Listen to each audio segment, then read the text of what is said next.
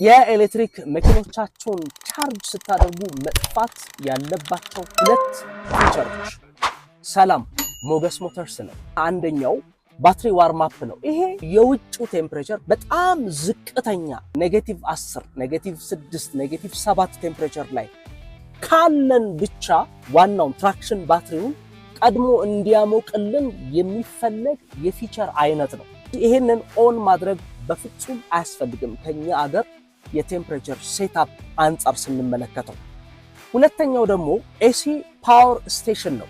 ይሄ ከኛ መኪና ላይ ወደ ሌላ ሎድ ወዳለው ወደ መኖሪያ ቤታችን፣ ወደ ፍሪጃችን፣ ወደ ምጣዳችን ወይም ደግሞ ወደ ላፕቶፓችን ኃይል እንዲሄድልን መፍቀድ ነው። V2L ይባላል።